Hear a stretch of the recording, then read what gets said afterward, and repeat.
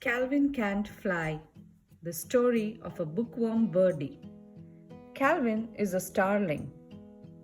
He was born under the eaves of an old barn with his 3 brothers, 4 sisters, and 67,432 cousins. Starlings have big families. Right from the beginning, Calvin was different. Right from the day all the little starlings tumbled out of their nests to discover the world. Charlie discovered worms. Adeline discovered grass. Clement discovered dirt. Aubrey discovered water. And Calvin, well,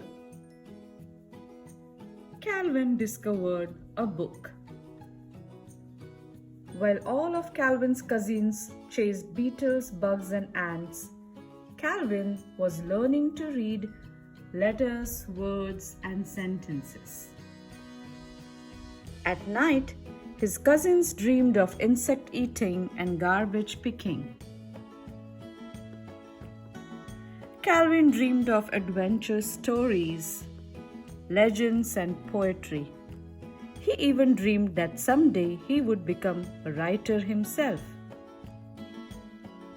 On June 1st, when all the little starlings lined up for flying lessons with their teacher, Mr. Wingstead, Calvin was nowhere to be seen. "Where is that bird?" Actually, Calvin was in the library. As the other little starlings were learning to swoop and hover and fly figure eights, Calvin buried his beak in books, and there his mind soared. Calvin read about pirates and cavemen, volcanoes and rainbows, whales and dinosaurs. Calvin loved dinosaurs. He learned how the planets circle the sun, what makes the wind blow, and amazing facts like how caterpillars grow up to become butterflies. His books took him to places wings never could, and his heart fluttered with excitement. Calvin's cousins called him Nerdy Birdie, Geeky Beaky, and Bookworm. And when you are a bird, being called a worm is a very bad thing. Calvin ruffled his feathers and mumbled, "Oh, how the wounding words of scorn do sting." Then he sadly waddled back to the library, the only place where he was happy. And so he spent all summer reading, learning, and absorbing everything his little starling mind could. Until the first leaf turned orange and fell to the ground. The fall winds sent a chill through the old barn. Summer's nest blew to the floorboards. It was time to head south. His cousins warned, "Calvin, you better learn to fly. In a couple of days, we have got to be out of here." Calvin said, "Ah, yes, migration. I've read about that." His sister asked, "Calvin, can you fly?"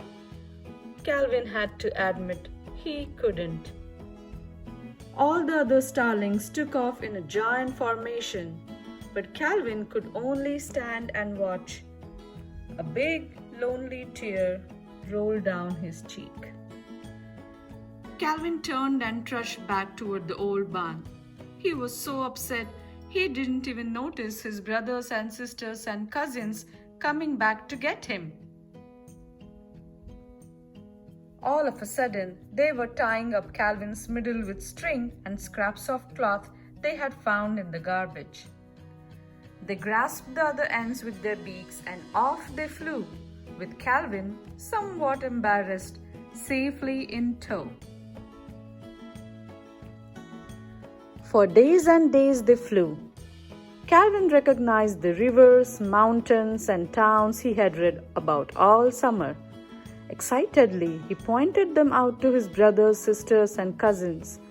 But the other little starlings just flapped their wings and headed south.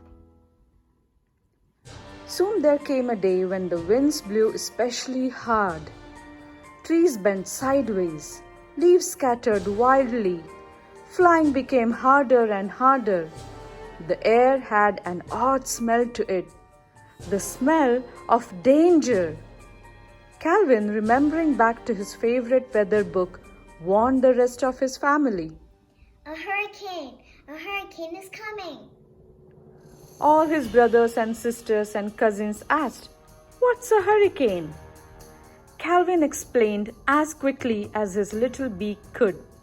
We need to get out of the path of a violent tropical weather system which is storming up the coast at a tremendous speed and will not diminish until it encounters large stretches of landmass. Everybody, make haste into that cave. They had no idea what Calvin was saying, but they had to admit it did sound real. So the flock made a loop-de-doo left and a dipsy-doodle right and dove into the cave. They did everything Calvin told them to do. To their amazement, a great storm did blow across the land. It thundered over the mountains, it roared through the villages, it smashed and crashed, rumbled and raged, just as Calvin had predicted. The whole big starling family gathered together, watching in fear and awe. The storm finally ended.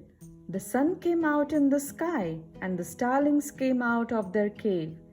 They were safe and sound, all because of Calvin.